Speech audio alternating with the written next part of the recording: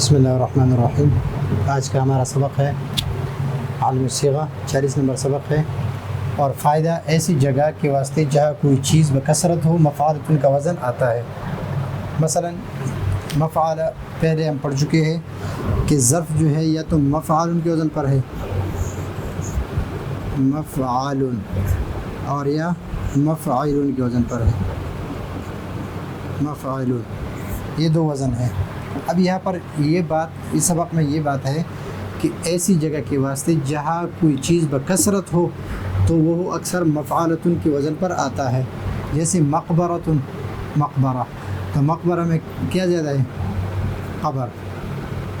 جہاں قبریں زیادہ ہو اس کو وہ آ رہا ہے کس کے وزن پر؟ مقبرۃ، مقبرۃ۔ اور مأسدہ، مأسدۃ مفعولۃ کے وزن پر ہے۔ اور جہاں شیر زیادہ ہو، جہاں شیر زیادہ ہو اس جگہ کہتے ہیں مأسدۃ۔ یعنی ایسی جگہ کے واسطے جہاں کوئی چیز بکثرت ہو مفعولۃ کا وزن آتا ہے، جیسے مقبرۃ جہاں قبر زیادہ ہو، مأسدۃ جہاں شیر زیادہ ہو۔ تو کس وزن پر آ رہا ہے؟ مفعولۃ کے وزن پر۔ ابھی دوسرا فائدہ نمبر 2، یہ فائدہ ہے الگ۔ اور فعالۃ کا وزن ایسی چیز کے واسطے ہے جو بوقت فعل گرے، یعنی جب وہ فعل ہو رہا ہو، مثلا غسل ہو رہا ہو تو غسل کے وقت جو پانی نیچے گر رہا ہے اس کو کہتے ہیں غسالہ، فعالہ کے وزن پر، فعالہ، فعالۃ،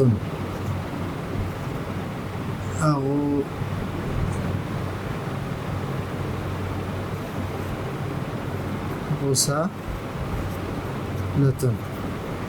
تو فعالۃ کے وزن پر یہ غسالہ، یہ فعالہ کا وزن، یہ کا وزن ایسی چیز کے واسطے ہے جو بوقت فعل، بوقت فعل غسالہ یعنی غسل کے وقت جو پانی غسل کے وقت گرے اس کو کہتے ہیں غسالہ۔ اور یہاں پر کنس یکنس، کنس یکنس، کنس یکنس کا معنی ہے جھاڑو دینا، جھاڑو دینا۔ تو ابھی فعالہ کے وزن پر اس سے آ رہا ہے کناسہ،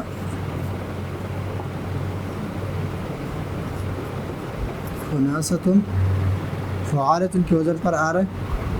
اور اس کا معنی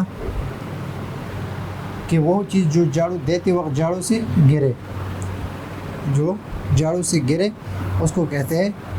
اور اس طرح ہے نخالہ، نخالہ، نخالۃ، یہ اصل میں کہتے ہیں بوسی کو، اور وہ بوسی یہ نخالۃ، نخالہ، نخالہ ینخالو،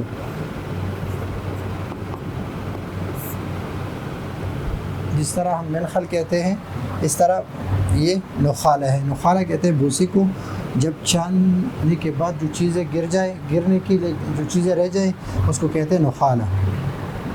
اور نخالہ اصل میں جو چھلنی میں باقی رہ جائے غربیل میں تو اس کو کہتے ہیں نخالہ۔ تو یہ آج کے سبق میں ایک ہے مفعولۃ کا وزن کہ جہاں پر کوئی چیز زیادہ مقدار میں ہو، جیسے مقبرۃ جہاں زیادہ قبریں ہوں، مأسدۃ جہاں زیادہ شیر ہوں، اس طرح بہت ساری مثالیں اس کے آ رہے ہیں۔ اور اگر فعالہ کے وزن پر ایسی چیزیں کے واسطے ہے کہ جو بوقت فعل گرے، غسالہ یعنی وہ پانی جو غسل کے وقت گرے، کناسہ یعنی وہ جھاڑو، یعنی وہ گند جو جھاڑو دیتے وقت جھاڑو سے گرے۔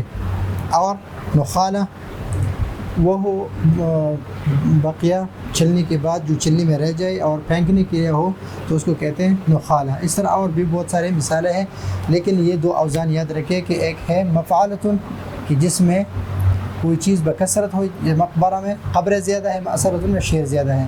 فعالہ یہ ایسا وزن ہے کہ ایسی چیز کے واسطے ہے جو بوقت فعل گرے، یعنی فعل کے وقت جو چیز گر جائے اس کو فعالہ کے وزن پر آئے گا. جیسے غسالہ اس پانی کو کہتے ہیں جو غسل کے وقت گرتا ہے، اور کناسہ وہ چیز جو جھاڑو دیتے وقت جھاڑو سے گرے تو اس کو کہتے ہیں نخالہ. وہ بوسی یا وہ چلنے میں رہنے والی چیز جو چلنے کے وقت نیچے گرے، نخالہ. تو یہ ہے آج کا ہمارا موسیقی کا 40 نمبر سبق. 2 فائدے، فائدہ نمبر 1 اور فائدہ نمبر 2. یہ ہے آج کا ہمارا سبق. اگلے سبق کے لیے اجازت چاہتے ہیں. اللہ حافظ.